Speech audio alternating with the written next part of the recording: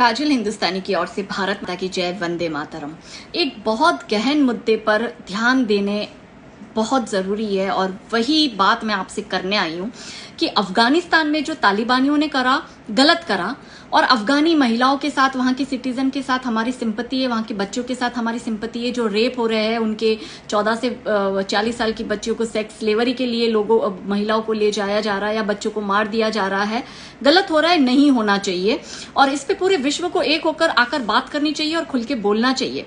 लेकिन सबसे बड़ा सवाल मेरा ये है कि ये जो 56 इस्लामिक मुल्क जिन्होंने मिलकर OIC करके ऑर्गेनाइजेशन ऑफ इस्लामिक कंट्री का एक पूरा ग्रुप बनाया है, ये लोग क्यों चुप है?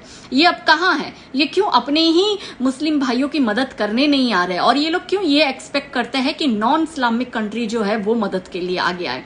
चाहे आप सीरियन रेफ्यूजी की बात करो, ईरानी रेफ्यूजी की बात करो, बांग्लादेशी रेफ्यूजी की बात करो, रोहिंग्याज रेफ्यूजी की बात करो, इन हर जगह आपने एक कॉमन चीज नोटिस करी कि ये सारे के सारे रेफ्यूजी स्टेटस लेने के लिए गैर इस्लामिक मुल्क में ही क्यों जाते हैं? क्या इसके पीछे 56 इस्लामिक मुल्क की कोई सोची समझी साजिश है कि आतंकवादियों के कंधे पे बंदूक रखकर वो अपना गजवाए वर्ल्ड का कोई एजेंडा पूरा कर रहे हैं और अपने ही प्रताड़ित भाई बहनों को वो नॉन इस्लामिक कंट्री में, मतलब खुद की कंट्री में तो आने नहीं दे रहे इस्लामिक कंट्री में, लेकिन नॉन इस्लामिक कंट्री में शरणार्थी बनकर भेज रहे हैं? और यही लोग कुछ वर्षों के बाद ये कहते हैं कि किसी के बाप का ये देश थोड़ी है और स्टेटस भी मांगते हैं नागरिकता का या जो भी है। ठीक है, ह्यूमन राइट्स की हम बात करते हैं और जरूरी भी है, लेकिन ये ह्यूमन राइट्स का ठेका हर बार हम लोग क्यों ले? क्यों ये 56 इस्लामिक मुल्क अपने ह्यूमन राइट्स के ठेके नहीं लेते?